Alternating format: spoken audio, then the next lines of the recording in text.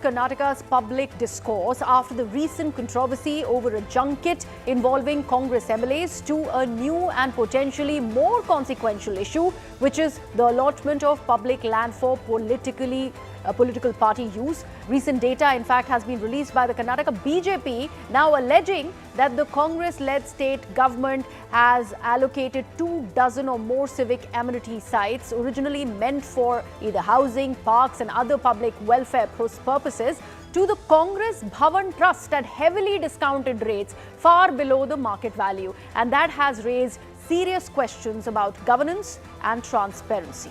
At the center of this dispute is the BJP's claim that public land was in fact diverted for party offices across several districts in Karnataka without clear adherence to rules, effectively prioritizing political infrastructure over public needs and doing so at roughly 5% of the guidance values. In response, the Congress is insisting that these allotments were lawful and within the framework of democratic political organization. But the debate has now moved beyond mere accusation and defense to broader questions about how public land is allocated, who benefits from such decisions, and what mechanisms exist to ensure fairness and accountability in state administration. This, as fingers are now being pointed to past administrations, including BJP governments in Karnataka, that sanctioned land allotments to party-linked trusts were made, suggesting that this is not an isolated episode, but part of a wider pattern of political influence over state resources. So let's now further elaborate on the political blame game over civic amenity sites, with BJP and Congress now locked in this bitter spat against one another. So here's what we are learning. The BJP has claimed that the Congress government leased civic amenity sites for party offices. Congress to that has gone on to counter these very claims, alleging that the BJP too had made those allotments. Hundreds of CA sites were in fact allotted to BJP's own trusts while the BJP was in power on two occasions during the Yadurappa and the Bomai regime in Karnataka.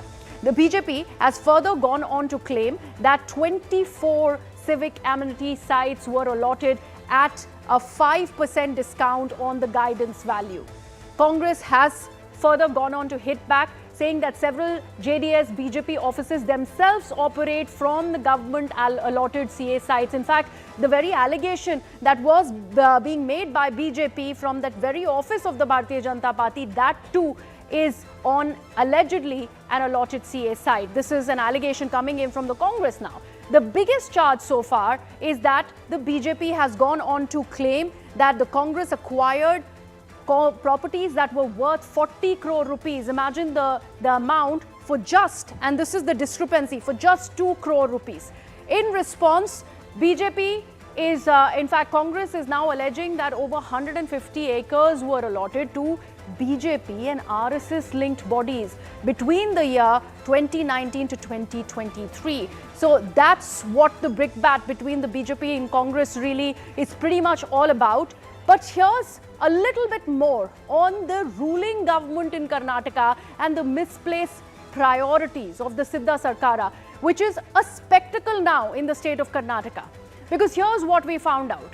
There is first thing that we would like to in fact bring to your notice: international study tours for 20 MLAs. So MLAs are being sent abroad on government funded trips even as local development needs that infrastructure, and there's lapses that have been brought to fore through various reportages, some of which we have presented here on CNN News 18. All of that, they go unattended while these MLAs are going on international study tours.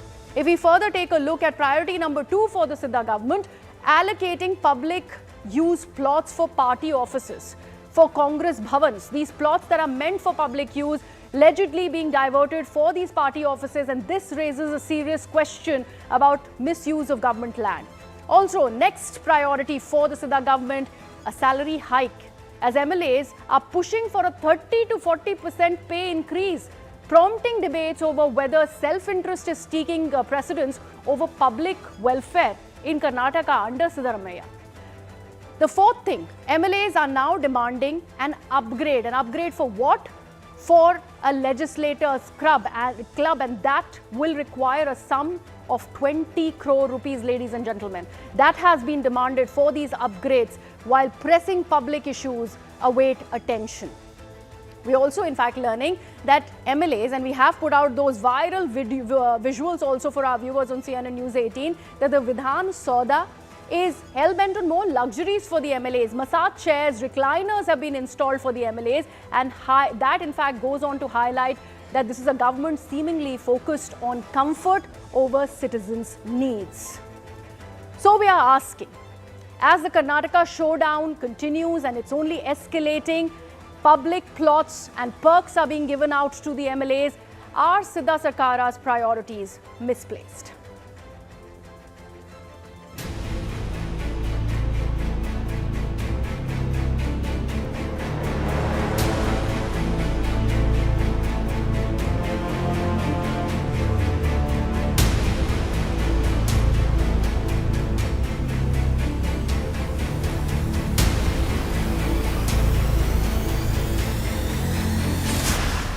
And almost 50 crore rupees property, they have taken it just for 2 crore rupees. Is it not a loot? Bangalore city, I think at the time of BJP, they have taken more than 100 places in the name of trusts for the various institutions.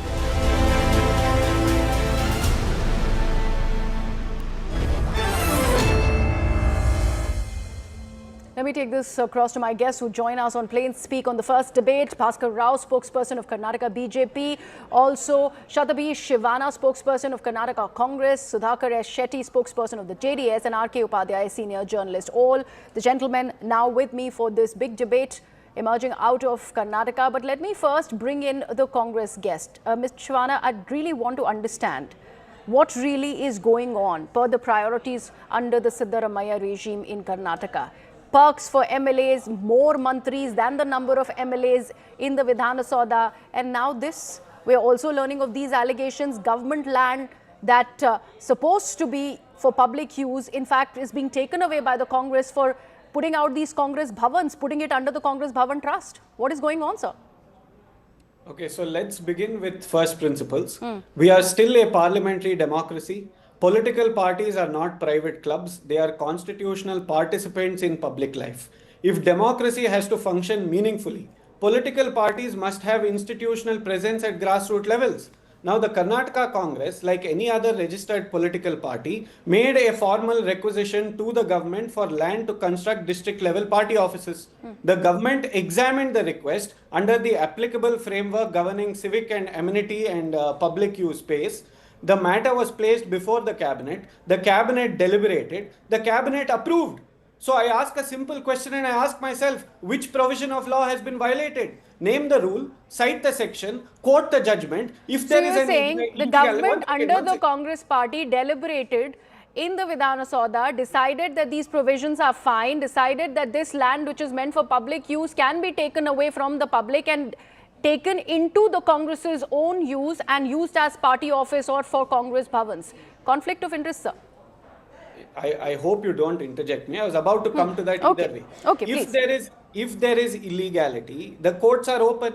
File a writ petition. We will defend it because governance is decided in courtrooms and not in prime time studios. Now let us address the public purpose argument. A party office is not a private farmhouse. It is where ordinary citizens go with grievances. It could be pension issues, ration card problems, housing applications, legal assistance, disaster relief coordination. Political offices are public interfaces. They are spaces of civic engagement. If the concern is compliance, then impose conditions on us. No commercial exploitation, periodic audit, clawback clauses. We have no hesitation. But what we object to is this selective moral outrage. When land is allotted to organizations aligned with the BJP ecosystem, it is called nation building. When land is allotted after cabinet approval to the Congress party, it somehow becomes a land scam. Under the previous regimes, government land and civic amenity sites have been constantly allotted to institutions linked to ideological affiliates, to trusts that are owned by politically connected individuals, and in some cases the Honorable High Court has intervened where procedure was questionable. So let us not pretend that land allotment began in 2024.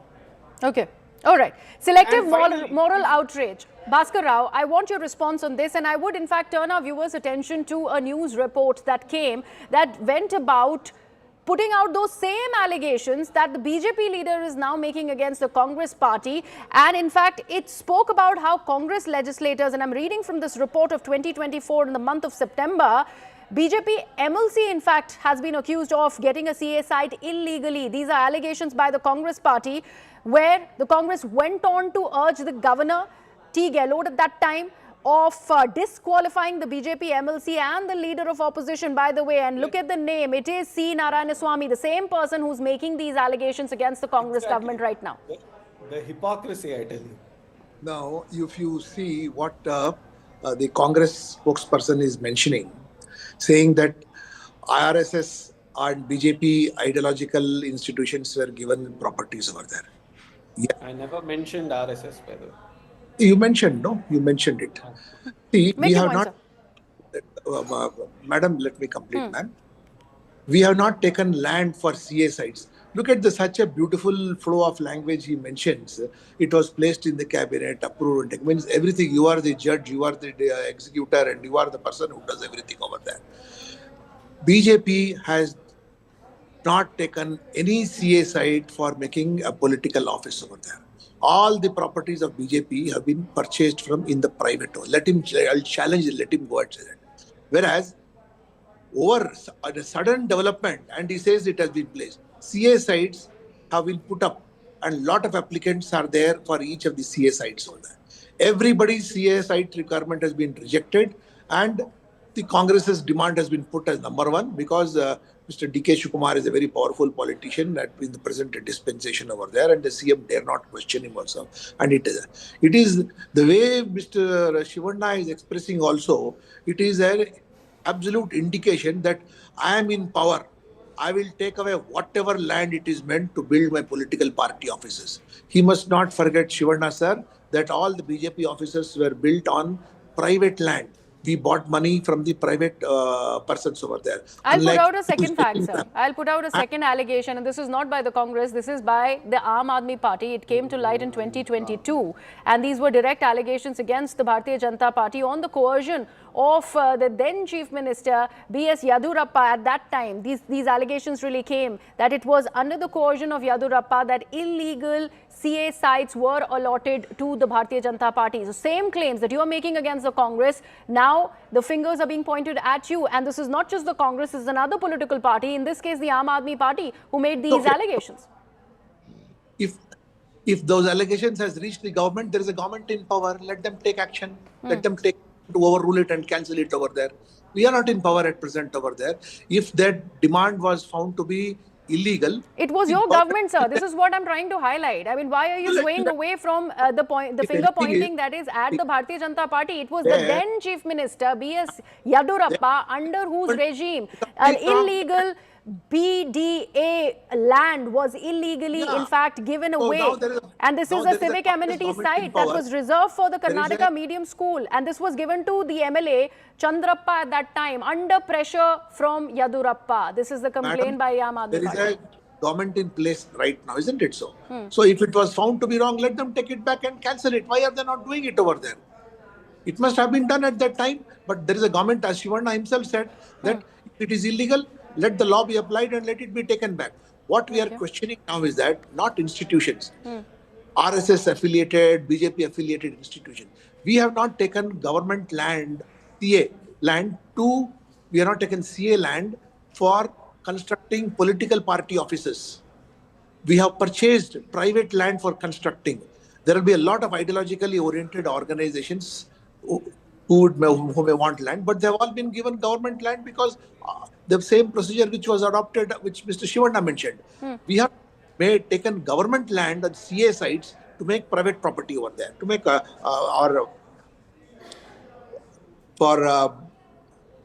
So from where I look at it, sir, and let me bring in Mr. Sudhakar Shetty over here, because even the JDS is not absolved of any kind of blame here. There were allegations that came in from Siddaramaiah against several of those illegal allotments during Kumaraswamy, even Devagowda's time, Mr. Shetty. How do you even respond to these claims that are now being made by the Bharatiya Janata Party? And the BJP spokesperson seems to be now shifting the goalpost. They're talking about how these are private allotments that was done on the BJP. We are talking about how this has been done only for party offices, and that is what we are in fact concerned about. What is the allegation exactly? Most of the time, at present government, they used to say previous government allotted, we are doing. This is totally wrong. This is Congress government now allotting the plots. This is not just 50 crores. Because the market value is 500 crores. This is the government rate is 50 crores. Just 5% of the cost and deposit. It requires the always public money must be always used to spend for the responsibility and transparency. That it has to go to the public money. They are just looting the money. Nearly 22 districts. They are allotting without anything. Somewhere I have noticed, Shivana was talking, that the applicant is the Congress and the officers is the government, sanctioned by the Congress as the cabinet. It's a, everything. Well, you have done that during the JDS rule in Karnataka. You've done the exact same thing. In fact, Siddaramaiah had made these allegations as recently as just last year, blaming Devagowda, H.D. Kumaraswamy on holding on to this land that they acquired for industry since 1985. And still no industry has been set up on that land. This is, they are just blaming, this is a public speaking only, not for the record. Till now, they are not able to prove the record. You can see the JDS government, JDS party, they have not allotted any single party for the party sites. That what we have taken, that is compensation site. Earlier also, that's the Samta Congress party's site. Now we have taken, but we have not made any illegal allotment in our government. You can go through the records also. Okay. All right. Let me bring in. Allotment to political party, outright allotment to political. We may have given it to institutions, but this is out. We may have given it to educational institutions. Okay, who are with whom we share an ideology. Mr. Rao, you thinking and coming back with your argument, because earlier Mr. Narayanaswamy spoke about how there are heavily discounted rates under which Congress party has taken this land that was meant for public use, as much a land which is up to the tune of 4 crores or 40 crores for that matter has just been given and gotten back by the Congress party at just 2 crores. And that is the discrepancy that one is talking about. Here you're saying that we have not done it for government purposes, for government Bhavans, Congress has done it. What is the allegation is the key question here. Let me bring in Mr. R.K. Upadhyay on this, because he's been patiently listening to this entire bickering that goes on between all the three key players of Karnataka. Mr. Upadhyay, what do you make of this controversy? Because from where I see it, every government under which Karnataka has been ruled in has been, blamed of similar things, whether it is JDS, whether it is the Bharatiya Janata Party, or now the Congress. No, see, I think that is where we are making a big mistake. See, there is a question of scale, and there is a question of the amount of misuse that is happening. I mean, one can't take just isolated cases of one MLC being favored and one organization being favored and all that. Here, what Congress is trying to do is, I mean, it's a mass, on scale. They are taking more than 100 CS sites for party offices. It is never heard of. And that too, prime properties which are worth crores of rupees, and you are taking at a pittance. I mean, this has never been heard of. And one has to look at it from a holistic point of view. Just because, during BJP's time or Congress time, there were one or two instances, you are going on a, complete, wholesale deal of hundreds of crores. It's not just, few crores. So that is the issue here. And it's not only that. We are also talking about MLAs going on foreign tour, and they're demanding 30-40% hike in the salaries. Yes. And what's going on? 140 people being given Minister of State or cabinet minister's rank. And this is just looting the exchequer. And just because you're in power, you think you can do whatever you want. So that's the brazenness of this government. I think that is what needs to be exposed. So, Mr. Shivana, would you like to come in here? Because if we were to put the BJP, the JDS and the Congress on a balancing scale, on that equivalence, the parallels that are being drawn, Congress is coming out to be the most greedy. 100 CA sites. And we have not even gotten at the study tours or those massage chairs at the Vidhan Sauda, for that matter, or even the salary hikes. No, you did. By saying you didn't, you did. And so did Mr. R.K. Upadhyay. No, that's the premise of the debate, and that's a question that I am asking you. Let's not stretch the rubber band so far that logic snaps. This is like blaming the monsoon for traffic jams. It is dramatic but disconnected. If you have a legal What objection dramatic and to land disconnected? What do you mean allotment, by that? raise the rule. If you disagree with the study tours, debate that separately. But merging unrelated issues doesn't strengthen the No, argument. this is not just makes unrelated. it This is louder. not So unrelated. what- I'll tell you what why. exactly I is will the tell you issue? why. Is it the Where legality is or the money that has been reserved for some kind of skilling, some kind of infrastructural issues that need to be adhered to as far as Bengaluru? Let's talk about just Bengaluru for that matter in Karnataka. Why has that not been done? And in the face of several calamities that have come into fore, and here we are talking about deaths of 2-year-old children that have happened because of an under construction road, a construction that has been going on for more than 6 months, but nothing has been done about it. And what the Siddaramaiah government is prioritizing is sending his MLAs for study tours abroad to New Zealand, to Australia. And that's why I mentioned the study tour. That's why I mentioned the massage chairs. That's why I mentioned the salary hike. Where is the money that needs to be given to the people of Karnataka for their welfare? That's why I am saying, please have an issue separately on all these issues. Now, are you discussing legality of land allotment or all these other optics? If you want me to Everything answer else, all sir, these questions, everything I am Please more do, than please happy do, to sir. go We are on discussing everything here. Right? We are discussing Now, about the for us priorities to- of the Siddaramaiah, of the Congress government in You must Karnataka, allow me sir. to complete. Please, if please, you're sir. asking Go me ahead. questions. Yes, Mr. See, Shivana. let me be very clear. The Congress has made a lawful request. The government has examined it. The cabinet has approved it. If the BJP or anybody else claims illegality, But you have name the already rule said that it. is violated. Please go to court and please Okay, spare us the we moral will ask lectures. Mr. Rao about the documented evidence that Mr. Narayanaswamy was in Please fact do, talking please do, about. please But, do. Why is answer he my doing question. it before the media? Answer my the question. entire debate will collapse if there is no violation. No, there is no of law. collapsing of this It debate. I am can- simply asking you, where do the priorities of the Siddaramaiah administration in Karnataka really lie? What Our about these priority issues? lies with the people, with the welfare of the state, with the welfare of the backward classes, and we are doing There are exactly craters with on the that, road, sir. with infrastructure, everything else. There now are craters on the road. kind of connecting all these issues together to project some optics. Wait, you're saying that the we same can't thing. All right, defend Mr. in Rao. a 30-minute Mr. Rao, on the in a first point 30-minute that Mr. TV Shivana debate. is going back to, now my that they only- have done it within the legal framework. There is some kind of a documented proof that Mr. Narayanaswamy was speaking about. What does it say? What are these plots under consideration that you're talking about? He has And no be explanation specific. about all Give those me things the over exact there. illegality. Give Mr. me Rao. the exact section. Give me the Mr. exact Rao, provision that has I've been asked this question to violated. Mr. Rao. We welcome Mr. Shivana, judicial you had your review. time. Griha, we welcome judicial review. If May I- not, this is just Okay, another Mr. Rao, what are you planning on doing about it? You made your point. Mr. Shivana, I'll come back to you. Let him make the point. You asked for documentary proof. I'm asking him exactly that question. This government is in a political surrender mode, and it is trying its best to keep its flock together and trying to do whatever it wants to by such kind of tactics. Are you taking this on judicial review, for judicial review? Is that what the documentary proof that's been cited by Mr. Narayanaswamy? No, absolutely no. It's an absolute no. Okay, Mr. Shetty, would you like to weigh in here? Because the fingers have been pointed at the erstwhile JDS government in Karnataka, and now the Congress is having to bear the same kind of accusations that have come the JDS's way.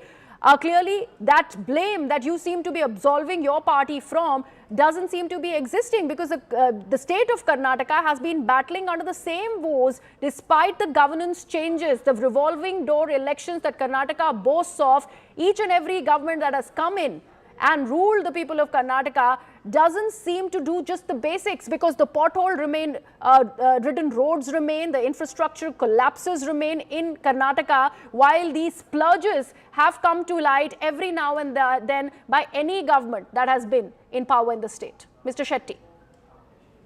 First of all, I want to deny all their allegation, because when was the JDS government? It was the two times already. It was a coalition government. JDS not taken the anytime illegal activities. Second one, Congress is the public one of the land. If they want to go for the CA site, getting the public land, they have the action. Lot of rules and regulations are there. Here, unilaterally, they are discussing. They are doing all the illegal activities. More than that, ask them to most serious issues are there in Karnataka. It is not just only for the land. It's the unemployment is there, farmers exercise is there, and public seriously issues are there. And they cannot say JDS party in the power illegally allotted any Okay, site. Mr. Shivana, Because you do once in the realize, Congress since it's party your is the government in partner. power, any kind of splurge that is known to be associated with the Congress government that is in fact holding the high offices in Karnataka will be taken as an affront to the issues that the people have been facing in Karnataka. In this case, it does look like a placating exercise, an appeasement exercise for all of your leaders and MLAs, even at the cost of how there are certain sections from within the Congress that seem to be widely divided over the leadership. So there is a leadership issue at the very center, and at the heart of that, around that controversy, you see these splurges that are coming to fore. Is that what it has become of Karnataka? Firstly, see, there are multiple issues that you raise in one question, and I think kudos to your journalism. But Wait, I have not asked you that question to raise a question on my journalism. I'm asking you just the relevant questions. There are issues plaguing the political party. There are issues plaguing the political party on the one hand, which is the leadership issue. Who's saying it? It comes to fore by your own leaders. leaders. Want me to answer about the Please go leadership ahead and issue? answer. Do you want me to answer on the leadership issue? Please You go ahead want and to answer, sir. answer on Because welfare from policy? where we are looking at it, it does look at a placating exercise of any leaders. So far as leadership is concerned, the Karnataka Congress government is stable. Both the leaders are leading like beacons. The Honorable Chief Minister and the Deputy Chief Minister are working in cohesion. There is no dispute amongst them. The High Command is taking care of all the issues. Insofar as infrastructure is concerned, apart from the BJP, nobody is alleging, there is no official document to indicate that there aren't enough funds. Mr. Shivana, you're stuck on documents here. We're talking about deaths that have happened of 2-year-old children. There are people of Karnataka who are in fact questioning the government. Shivana is not briefed properly by his party to speak. Mr. Rao, when I gave you your turn, you could not come up with that basic allegation that your party is raising about the documented proof. Now you are interjecting Mr. Shivana when he's trying to make a point. But that question really remains. Where are the priorities of the Siddaramaiah administration in Karnataka? Because there are various issues that currently plague the government there in the state. We'd have to see where does it in fact go from here. Because in the face of that controversy, what comes out as headlines are only the perks, in fact, that have been doled out by the Siddaramaiah government. For the MLAs in Karnataka. A final point about Mr. Upadhyay, we really don't have time. I wish I could have come back to you. We have to take this piece of breaking news. I really want to thank all my panelists for joining me this evening. We're now getting this breaking news on the broadcast. This is a stray dog menace search that has been reported out of Karnataka. Since we are debating Karnataka, let's also take a look at this very, in fact, depressing visual that has come to in fact light. It concerns children and it concerns stray dogs. The stray dog menace that has in fact been spoken about here. A 6-year-old girl has been left seriously injured in an attack by stray dogs at Vijaypura. This is in fact the CCTV footage that shows that very chilling episode of the struggle of the 6-year-old girl who now lies on a hospital bed. My colleague Afreen with all of those details. Afreen? Well, absolutely, Griha. Very heartbreaking story coming to the light from Karnataka's Vijaypura, where a 6-year-old little girl was seriously injured in an attack by stray dogs in KSRTC colony in Vijaypura. The incident occurred while she was returning home from a shop, and the injured child, identified as Anvita Shetty, has sustained serious injuries to her eyes, face, back and hands and legs, and it's also being said that she has sustained a very serious injury to one of her eyes. You can see in the visuals very horrific incident where stray dogs can be seen chasing her while she's walking on the road, and when she screams for help, that's when one of the ladies in the shop nearby notices it and comes out and drives the dogs away.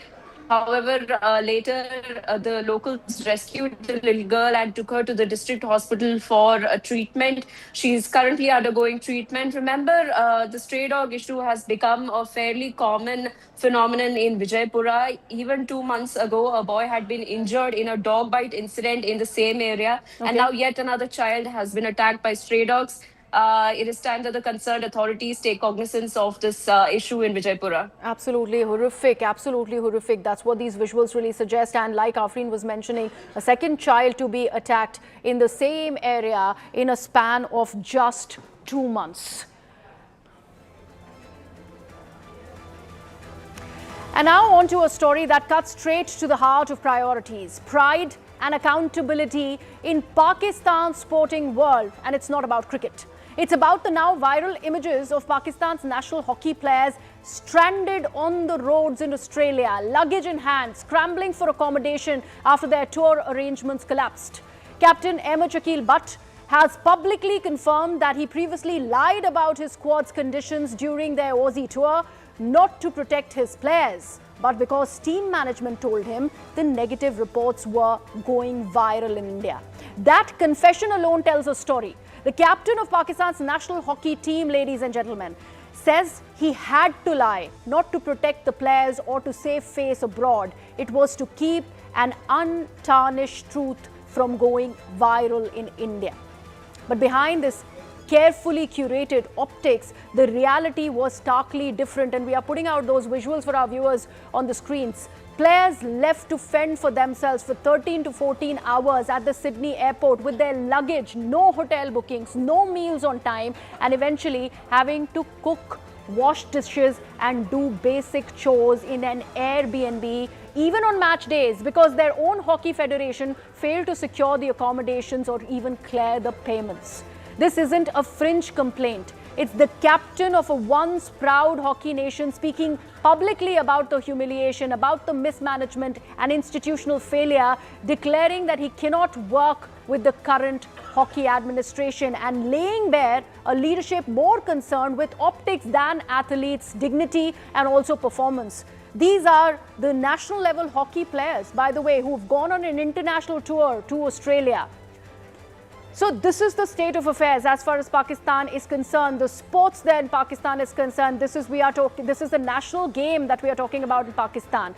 One can also turn around and say that it is a nation that stopped paying any heed to humiliation or global disrepute. After all, this comes on the heels of Pakistan's recent cricketing theatrics, from posturing on the pitch against India to controversially retaining an Asia Cup despite losing to India on the field, and even global cricket legends appealing to the Pakistan government for humane medical treatment for Imran Khan. So tonight we must ask, while Pakistan's elite athletes are battling for headlines, how can a national federation let its hockey team be reduced to an episode of logistical farce? Where is the accountability, and what does this say about national sporting priorities when optics outweigh athletes' welfare? We have put out these visuals on the wall, and this is pretty much telling you a story of Pakistan's hockey team. And this is at, right after landing in Australia at in Sydney for that matter. There you see, with bag and baggage, they are waiting outside on the roads because they don't have a hotel accommodation. If we take a look at the next set of images, you will see, and this is the Hobart accommodation, apparently an Airbnb that has been given to them for just 10 days. Their stay, by the way, was 13 days. This is a Airbnb accommodation for just 10 days. And then they are also having to do these dishes because they will, of course, clean the place after them before they even go and play that match at an international platform. So in short, Pakistan hockey is in crisis and the allegations are shocking. So here's what they say. This is coming in from the hockey captain, Captain Ahmed Shakil Butt. He says that his team was given just $115 for 3 meals. For 3 meals, ladies and gentlemen, per player, just $115. This is allegation number 1. The second allegation that he makes is that the Pakistan Hockey Federation cancelled the hotel bookings that were arranged by the Pakistan Sports Board. So here the fingers are directly at the Hockey Federation of Pakistan. The third allegation that he goes on to make is that the team was left stranded for nearly 13 hours at the Sydney airport. We just played out those visuals for our viewers. We could see the players with their bags and they were on the road, literally stranded. The fourth allegation, players were forced to cook, clean and even scrub the toilets at where they were, in fact, given that meager accommodation. Then he also goes on to say that he was even threatened with bans for speaking to the media. So that threatening stance has also come from the Hockey Federation of Pakistan. Management even tried to divide the players against captain, but these were also the allegations that were made by the captain. So all of these allegations coming to fore, rather shocking, coming in by one of the senior players of the national game of Pakistan, and that is hockey. But did you know Pakistan was once a hockey superpower? It dominated the sports for decades. But from dominance to decline, their fate really seemed to have taken a 180-degree turn. And here's how. We're talking about the Olympic medals.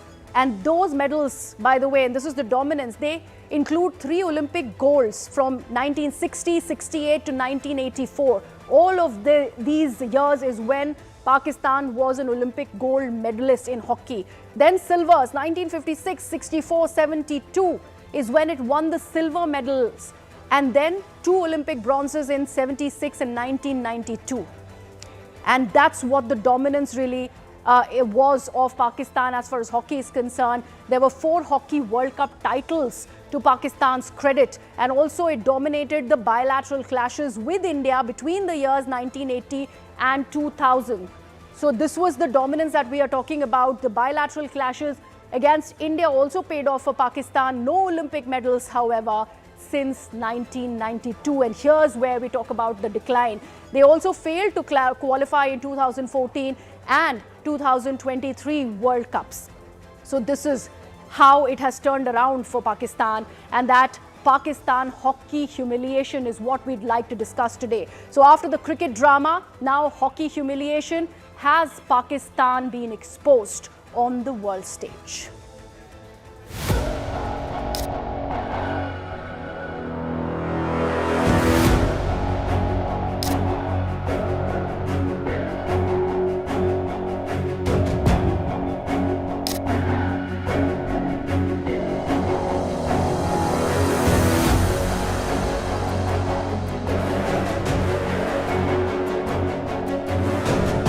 मैंने India को जो है वो face करने के लिए video बनाई कि हमारे सारे हालात बिल्कुल ठीक हैं, टीम के साथ कोई ज़्यादती नहीं हो रही।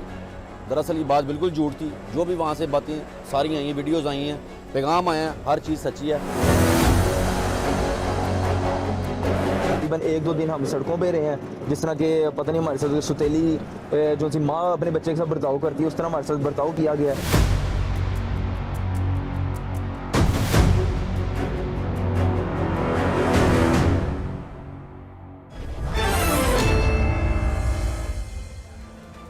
Let me take this across to my guest joining me on the broadcast. Uzma Khardar, MP, PM Ellen is with us. Also with us, Arzu Kazmi, who's a Pakistani journalist. Ashok Sajjanar, former diplomat, also joins us. And senior sports journalist Rakesh Rao is also with us.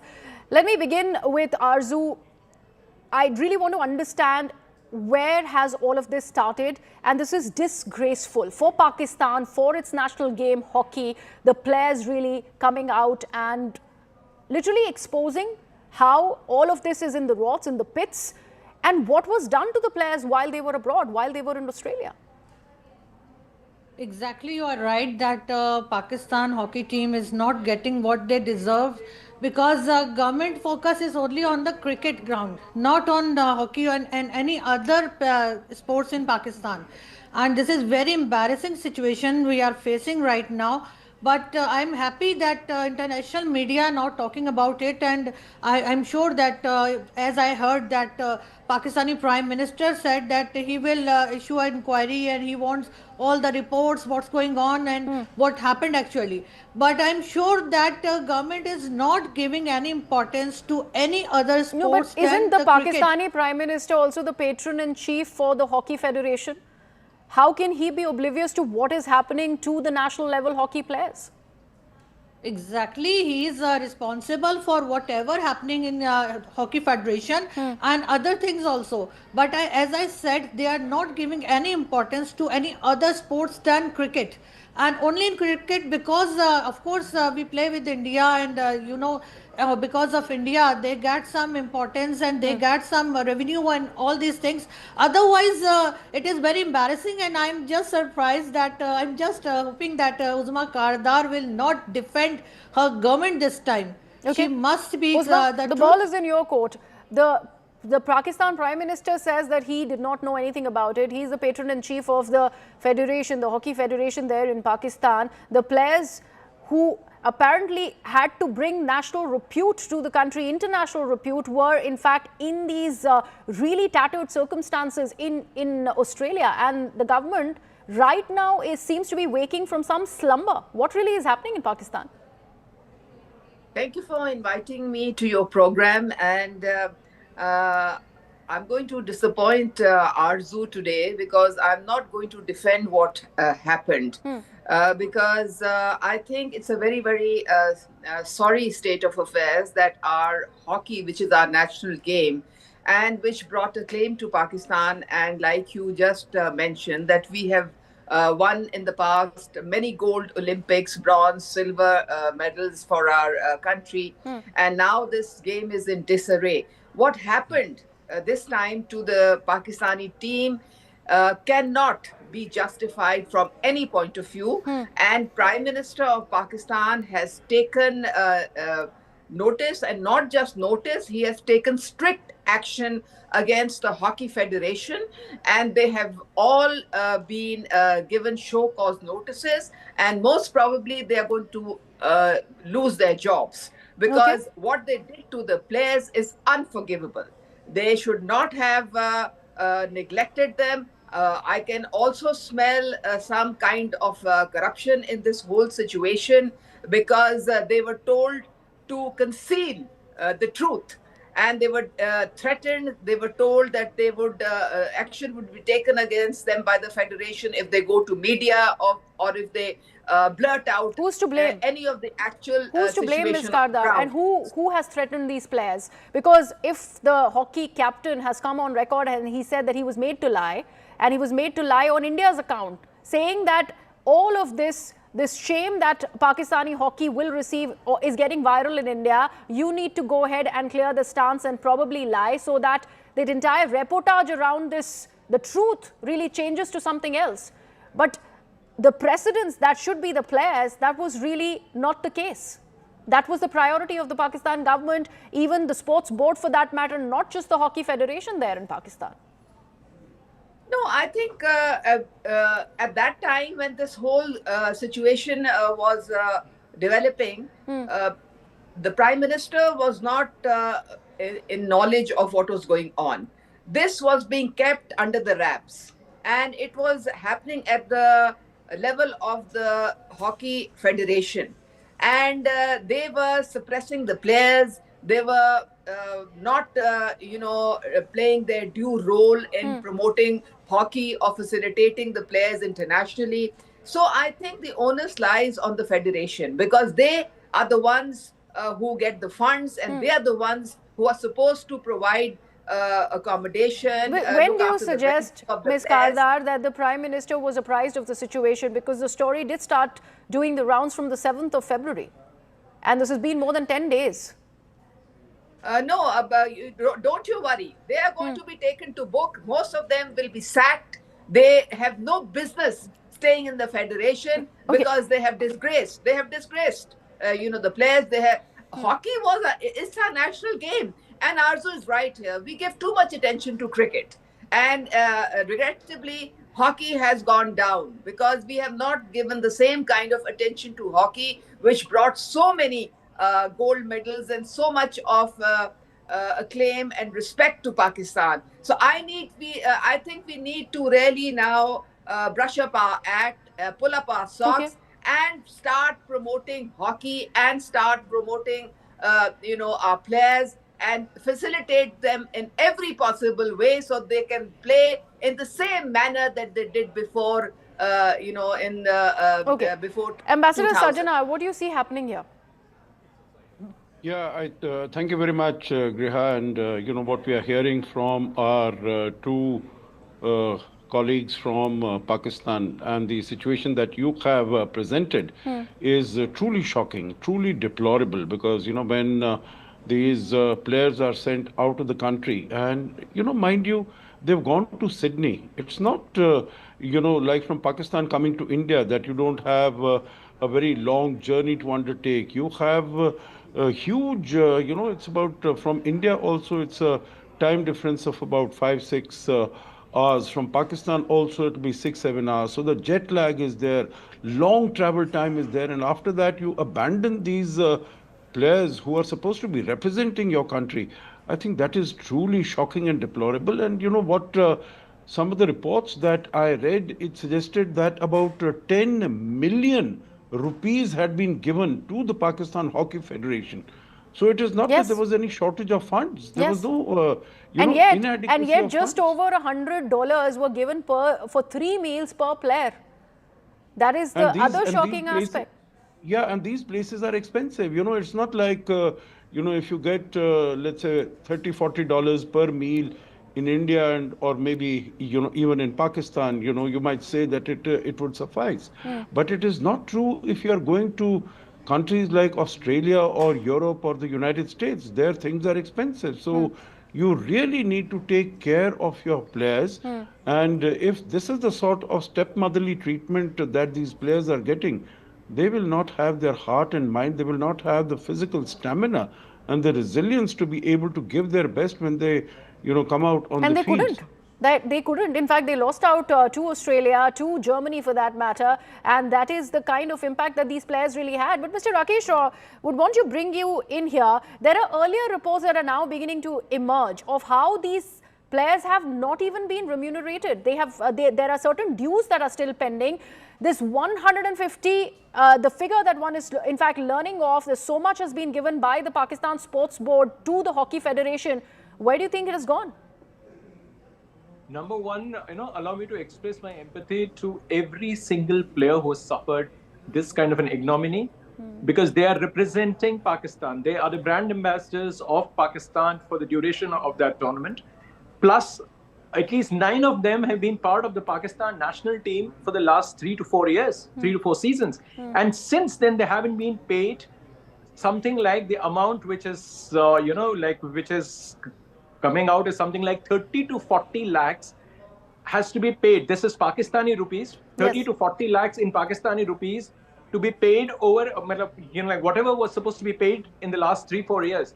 That is for 4 tournaments. That means, 5 international events plus their domestic allowances. This is shameful because you can't be sitting on that amount for 4 years.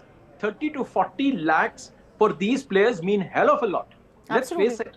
And this is hockey, this is not even cricket. And we have just had an assertion by Ms. Karda. She has in fact gone on record and she said that there's too much of emphasis that has been probably given just to cricket and not to hockey. Precisely. You just allow me to finish this. What I'm trying to say is that, look, I mean, I admire these boys who have, who have suffered in silence for the last 4 seasons. They've kept their mouth shut. They have served their country. And they go and, okay, even if you say that the accommodation was not confirmed on the first day, do something. They played their first match on the 10th. They played their last match on the 14th. That means in the space of 5 days, they had to play 4 games. Their accommodation, which was supposed to be for 13 days, was reduced to 10, and that to an Airbnb. Can a national team go and stay in Airbnb, for God's sake, where you have to look after yourself? So I'm not surprised they had to wash their clothes, do the dishes, clean the rooms. Obviously, you want a clean bed to come back and sleep because you are giving it all for the country. This is the least that you can do, but still they had time. Why didn't they act? Pakistani board, okay, I can understand that you didn't pay the advance money for whatever reason. I don't know the facts right now. Absolutely. But why didn't you act it? I mean, they should have acted on Absolutely. it. Ms. Kardar, where is the money really going? And here, this story is not just a February story. This goes back much earlier. There have been remunerations that have not been paid to the players. I said. Since 2023, 30 to 40 lakhs is still due. Where is that money? And in fact, even for this tournament, there is a fund that has been given out by the sports board to the Hockey Federation in Pakistan. Why has it not been, in fact, sent out to the players? That's what I said. That, Mr. Kardar. Ms. Kardar. Oh, sorry. Quickly, we'll have closing comments from Uzma. There is no way you can defend what has happened. It is a clear case of corruption because this sports board did give, disappeared. I don't know what happened or what they did with the funds. The funds were not used for the purpose that they were given. And other than that, the players were blackmailed. They were put under pressure that if you open your mouths, or if you go to the media, or if you complain, then you will bear the consequences. So that is why the poor players, I stand by all our hockey team players. They have been dealt a very bad hand. But the big question still remains, and that is the question that is, in fact, we would like to put it out loudly. And thank you, Uzma, for in fact making that point. But this is a national sporting event that we are talking about, an international one. This is the national sports for Pakistan. But the priorities are optics, and that have outweighed the athletes' welfare. And that's where Pakistan needs to look within and ask them these questions. We'd in fact leave it at that. We're going into a very short break.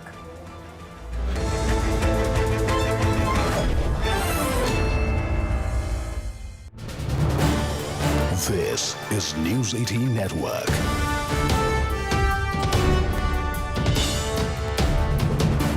India's largest news network. Galgotia University has now gone on to face backlash after showcasing a Chinese-made robo-dog at the Delhi AI Summit as its own innovation. The university admitted that the robo was purchased from Unitree for educational purposes, but only after the backlash. Now, as per sources, following the controversy, it was asked to vacate the expo venue immediately as well. Meanwhile, opposition has slammed this episode as embarrassing and called the AI Summit a disorganized PR spectacle. Government has called the criticism the work of a prince of pessimism, defending the summit while the controversy turned into a full-blown political flashpoint.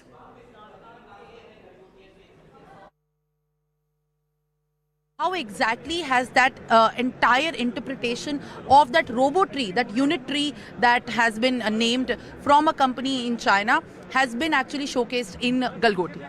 First of all, let me congratulate you for being so... Moving on now, it's day 3 of the Artificial Intelligence Impact Summit here in India, and there is some global engagement, an intense one at that we're seeing. World leaders have gathered here in India's national capital to discuss the future of artificial intelligence, its economic impact, and how it can reach the last man on ground. Ahead of a series of bilateral meetings, Prime Minister Modi has reiterated India's long-term goal to emerge among the world's top 3 AI superpowers by 2047.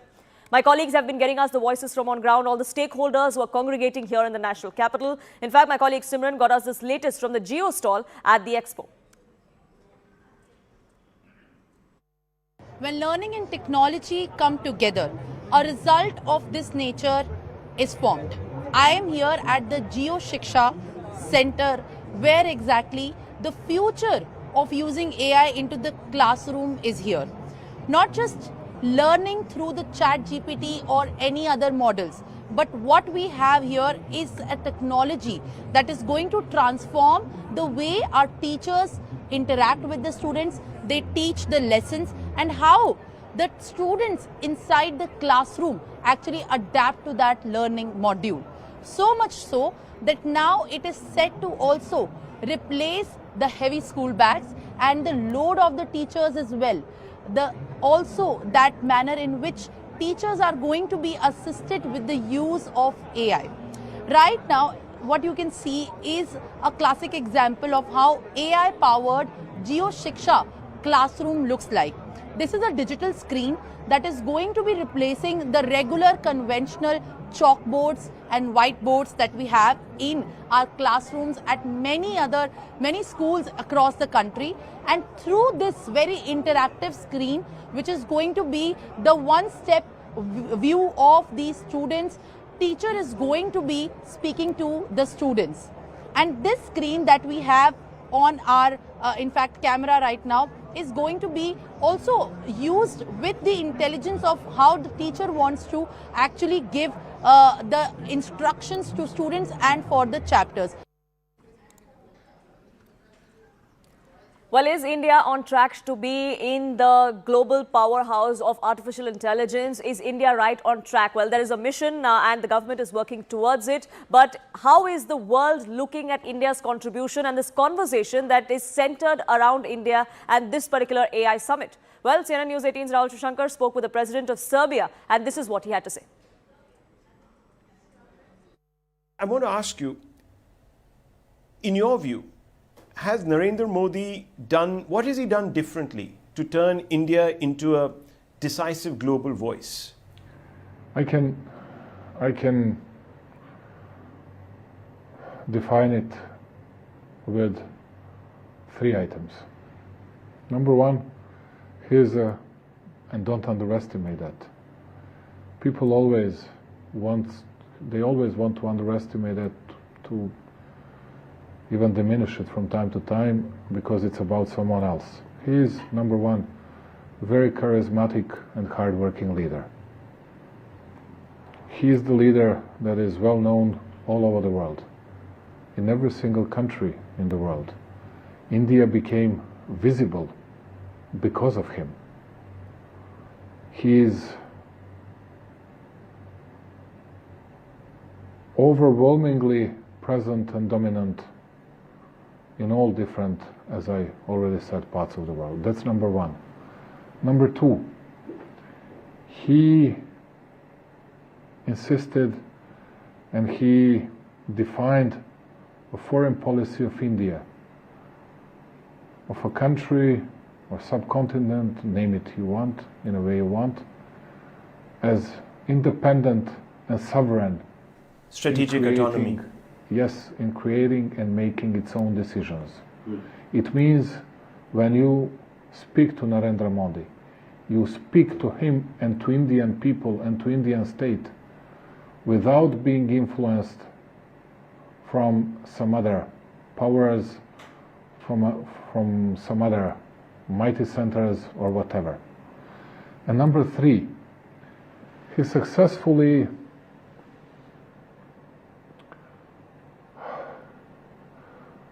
caught what some people might say, because both our countries were missing some industrial revolutions in the past. He was catching up, and not only that, he contributed to India's big progress in not only overall economy, but in specific areas like IT sector, digitized economy, AI industry. We speak often of strategic autonomy, the country that is. And as a European leader navigating intense geopolitical pressure yourself, because you've adopted the same policy, do you see merit in that doctrine? It's, you know, what I saw not only in Narendra Modi's political behavior, but what I saw in his eyes, I met him in 2017 in Gujarat, Ahmedabad. I was visiting there. It was a very special conference. Visited Gandhi's place and everything else. And even at that time, I saw how he was committed to his country. You see it from time to time in the eyes of a leader. And he takes care of everything. He is very committed to details. He is control-free guy in a most positive sense. Because he cares. He cares about people. He cares about country. He cares. That's the best definition. And speaking about strategic autonomy and not being loved with your principled approach by many big powers, but it gives you one thing that all the others don't have it. It's respect you get from all of them. This is News 18 Network.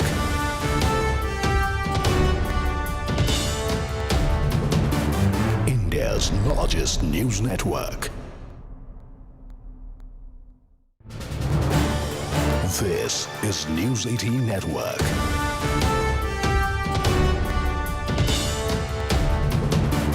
India's largest news network.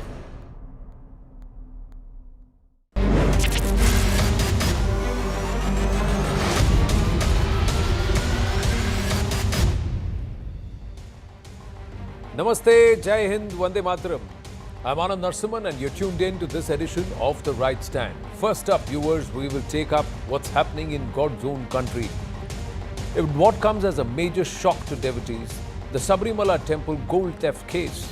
The temple's chief priest, Rajivaru, who's the fifth accused, has now been granted bail in two cases related to the alleged misappropriation of gold from temple doors and the Dwarpalaka murtis or idols. Rajivaru was arrested on the 9th of January for his alleged links with the main accused, Patel, who reportedly gained access as an assistant to priests. He is also accused of facilitating VIP, businessmen and celebrity darshans. Questions are also being raised on how the fraud on faith is being brazenly allowed and how the real culprits are actually getting off because the SIT has failed to file the charge sheet. The opposition is questioning the probe and calling it just a show. The accused have got bail, like I said, because the SIT failed to file a charge sheet within the stipulated mandated time as per the Bharatiya Nyaya Samhita. Now, meanwhile, the Supreme Court's consideration of review petitions on the Sabrimala women's entry verdict has also yet again placed the Pinarayi Vijayan-led left government in the state in a policy dilemma, with political observers closely watching whether it will maintain its earlier pro-entry stance or recalibrate ahead of the upcoming elections. Now, is it a double betrayal on Swami Ayyappa in Sabrimala? Has the deity been double-crossed by the state, we ask? Why? Because the Supreme Court has listed the Sabrimala review pleas before the 9-judge bench on the 7th of April. The court has fixed April 7 to 9 to review the arguments of supporters, April 14 to 16 for opposing sides to argue, rejoinder on the 21st of April, and the Supreme Court hearing is likely to conclude on the 22nd of April. Now, at various levels, one has to question what is happening within the government, what is happening within the state of Kerala, especially with its most loved deity, that is Swami Ayyappa. Dr. Sudha Halkai, spokesperson of the BJP with us, S. Balan, leader of the left with us, and Dr. Ranganathan also with us. My namaste to everybody. Thank you very much.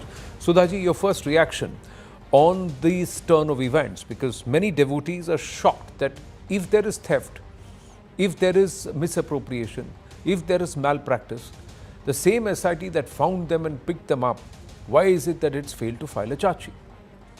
How are these people out on bail? Very good evening. This is a very clear-cut case of conspiracy and criminal negligence. And